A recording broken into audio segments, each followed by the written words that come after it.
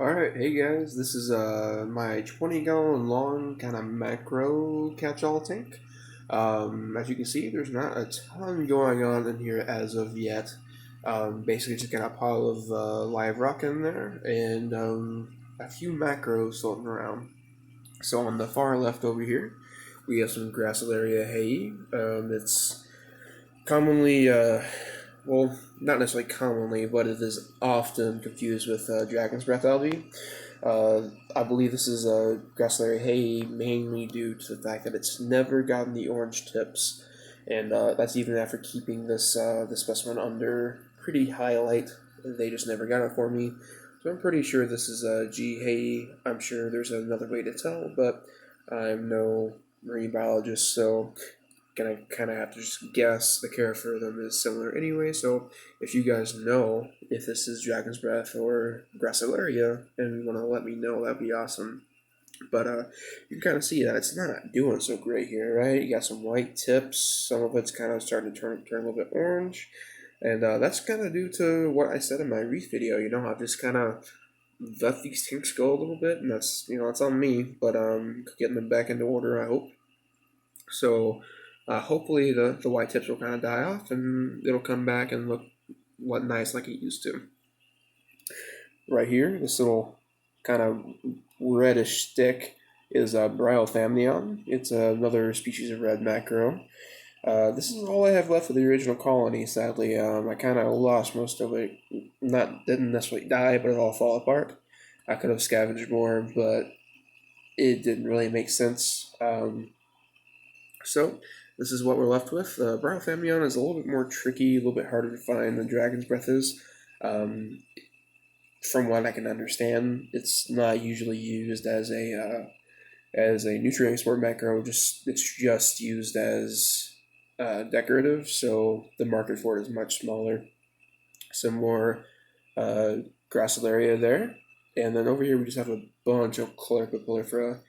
Caulerpa prolifera. That's a mouthful, isn't it? This kind of came from a store that's not really local but pretty close. It's kind of over on all of their saltwater tanks. It's in their frac tank, all of their fish tanks, and even some of their feeder tanks have it in it. It's pretty bad, but I got this clump for free, so that's pretty cool.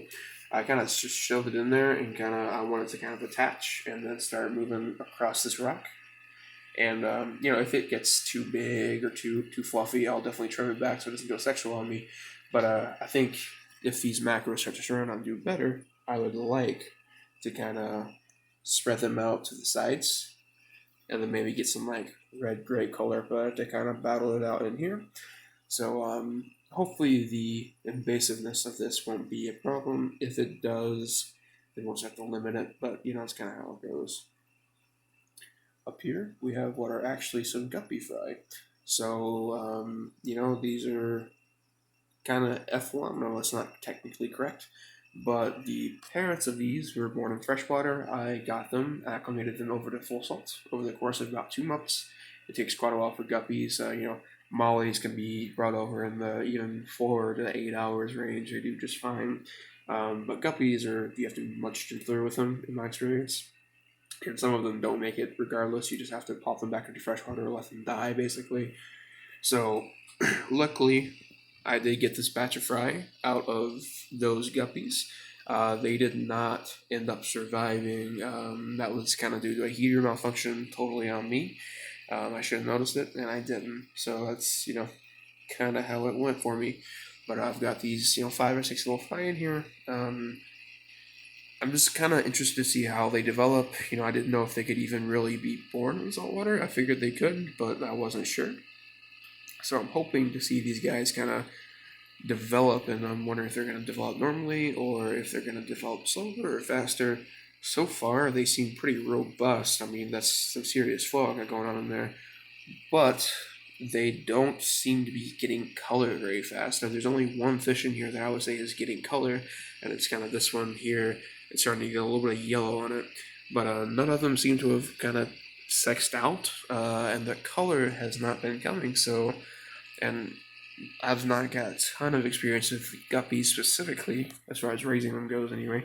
But it seems like usually when I've done freshwater and brackish, usually they've started to receive the colors by now. So maybe I'm just being impatient. Maybe it has something to do with temperature.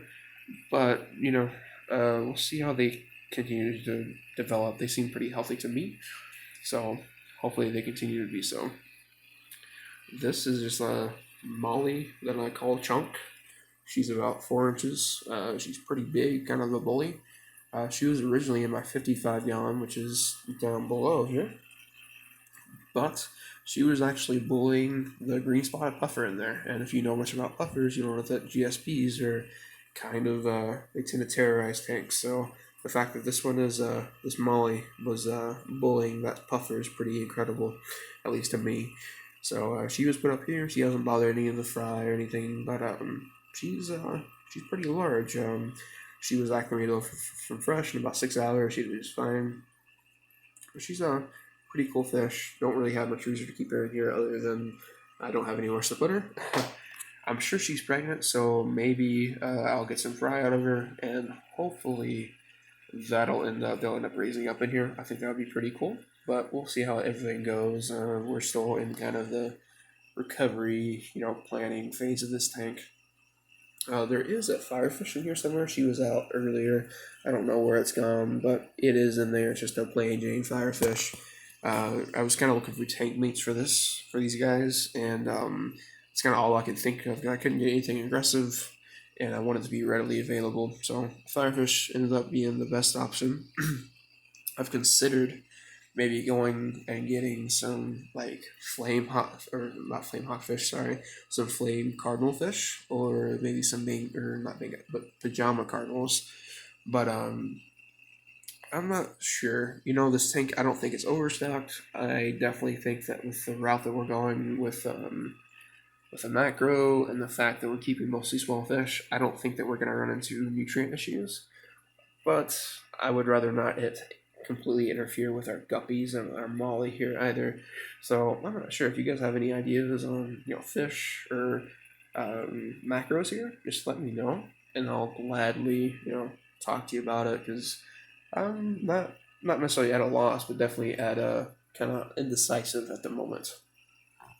Now, as far as equipment goes, we have an AquaClear 70 back there, which is running a filter sponge and I believe a homemade filter pad. This is a used one, so kind of gross, but I basically just take some filter batting and cut it into about 2 or 3 by 3 squares and shove it down into the filter, and it does its job, and I take it out the next day usually. So that's kind of how I do a mechanical filtration. Over here we have a cheapo top fin heater. I've just got this in here because I had a ton of them laying around, and this seems like a pretty safe tank to use them in. I've never had these stick on. They usually just kind of die quietly, which if it's going to die, I'd rather it die quietly than burn all my fish up.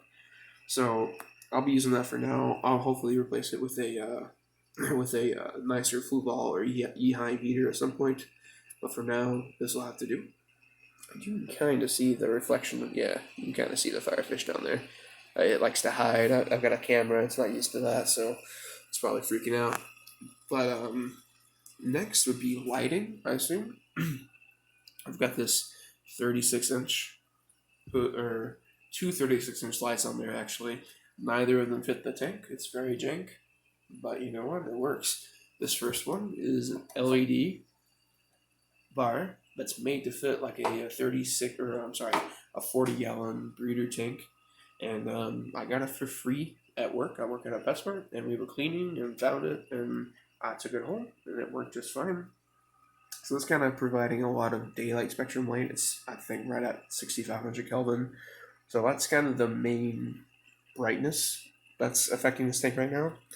And then back here is actually a T8 fluorescent fixture, like an old style. Like it's got the old style switches even. Listen. Like I know that's a stupid thing, but those switches are so satisfying. But it's just a 10,000 Kelvin core light bulb. It's a 30-inch bulb, I believe, 36-inch fixture. It doesn't really do a ton as far as adding brightness to the tank, but it does add a little bit of color. it's definitely nice to have that bit of blue in the spectrum. So that's kind of what that's doing. But I mean, that's about all there is to this tank at the moment. If you have any suggestions or anything like that, feel free to let me know. But yeah, thanks for watching, guys.